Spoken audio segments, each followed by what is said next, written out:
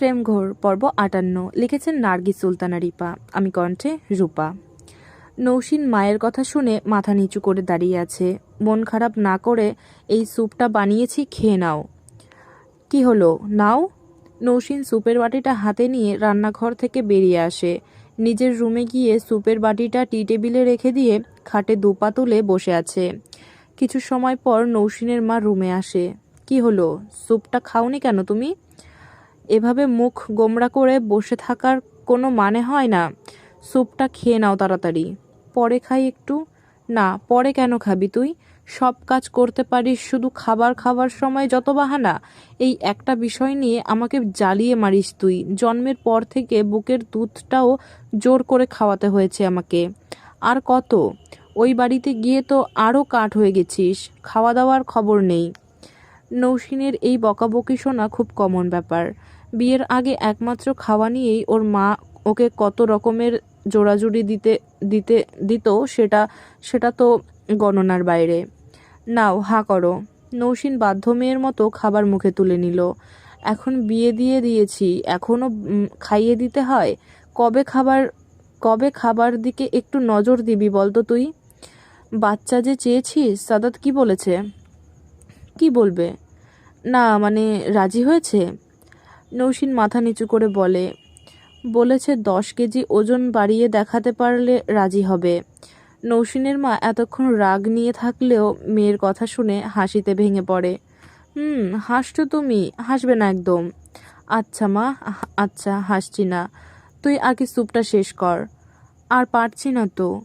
যে মেয়ে এক বাটি স্যুপ খেতে পারে না সে নাকি মা হবে? মা? ওকে ওকে, নিস তুই বাচ্চা। তবে শর্ত একটাই, আগে 10 কেজি বাড়াতে হবে তোর ওয়েট। আর রোজ ভালো করে খেতে হবে। সত্যি? হ্যাঁ সত্যি। এখন পড় একটু। আমার শোন আমা। নৌশিন পড়তে বসে। আরফানরা বাসায় আসলে বরাবরের মতো একরকম হইচই শুরু হয়ে যায় নৌশিনদের বাড়িতে।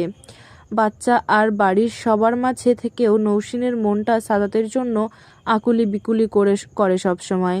তবুও বাড়ির সবার সাথে মজা করতে করতে 2 দিন যে কিভাবে কেটে গেল নৌশিন যেন টেরই পায়নি। আজ বিকেলে সাদাত এসে নৌশিনকে নিয়ে যাবে। যথাসময় সাদাত অফিস থেকে নৌশিনদের বাড়ি চলে আসে। এসে দেখে নৌশিন ব্যাগপত্র একদম গুছিয়ে রেখেছে।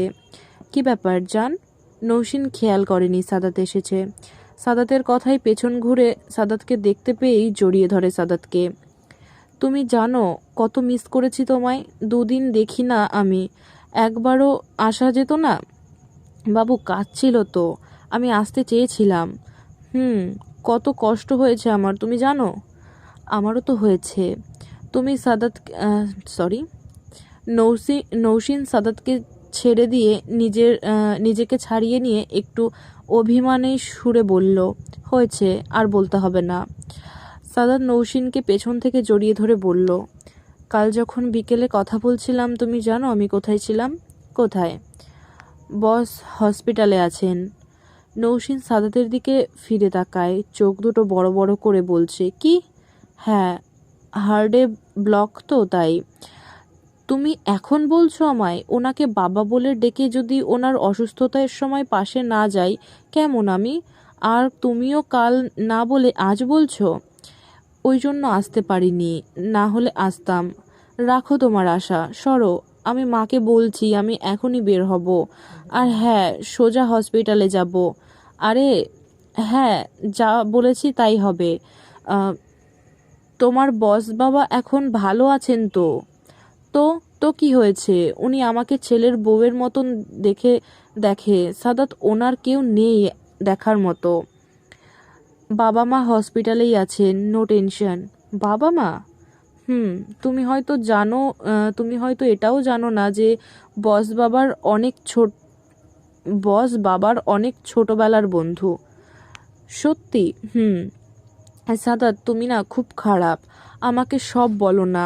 সব আমাকে জানালে কি হয় তোমার? ওকে, সরি, সব জানাবো তোমাকে। এখন আগে খাবার দরকার আমার। ভাবি অসুস্থ, তাই এখনও আসেনি। সুস্থ থাকলে খাবারের জন্য ডাকাডাকি শুরু হয়ে যেত। তা ঠিক বলেছ। আরফানরা এসেছিল না? ওরা আজ সকালে চলে গেছে। কই, তোমার সাথে তো কতবার কথা হলো, বললে না তো? খেয়ালই ছিল না। আরফানের কলেজে মেবি সাবজেক্ট সাবজেক্ট চয়েসে কিছু প্রবলেম হয়েছে, সেটা ঠিক করার আজই লাস্ট ডেট, তাই তাড়াহুড়ো করে চলে গেছে খুব সকালে। ও আচ্ছা। হ্যাঁ, তুমিও ফ্রেশ হয়ে নাও, মা খাবার রেডি করেছে। I know. আমার শাশুড়ি আজও কত কিছু রান্না করেছে তার মেয়ে জামাইয়ের জন্য। আমি তো ঘরে ঢুকেই ঘ্রাণ পেয়েছি। নৌসিন মুচকি হেসে বলে, হয়েছে, যাও ফ্রেশ হয়ে নাও।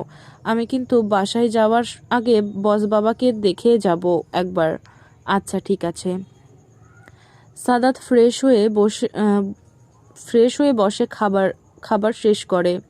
নৌসিনের মা এত এত রান্না করেছে যে সাদাতের পক্ষে সব খাওয়া সম্ভব হয়নি।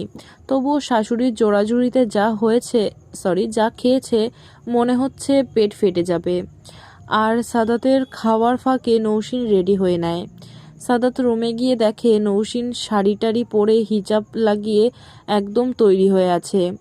এই মেয়েটাকে এত ভালো কেন লাগে? সব কিছুতেই মানানসই লাগে কেন আমার চোখে? কি জাদু জানে মেয়েটা?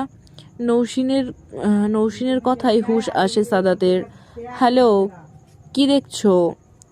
সাদাত কিছু না বলে নৌসিনের হাত ধরে টান দিয়ে বিছানায় শুয়ে পড়ে। এমনভাবে টান দিল সাদাত শুয়েছে, তার ওপর আবার নৌসিন সাদাতের টান না সামলাতে পেরে বেশ জোরেই শুয়ে পড়ে সাদাতের ওপর। ওরে ব্লাস্ট আমি! ওহ, কি হলো এটা? ছাড়ো। সাদাত নৌসিনকে বুকে শক্ত করে জড়িয়ে নিয়ে বলল, এভাবে পড়ে গেলে আমার ওপর? পেট তো এমনিই ব্লাস্ট হয়ে যাচ্ছে, তার ওপর এভাবে চাপ লাগলে তো। আমি কি করলাম? তুমিই তো টান দিলে আমায়। কন্ট্রোল হারিয়ে ফেলেছিলাম রে পাগলি। সো এই পর্যন্তই ছিল প্রেমঘোর পর্ব 58। পরবর্তী পর্ব খুবই শীঘ্রই আসবে, সাথেই থাকুন। আজকের মতো টাটা।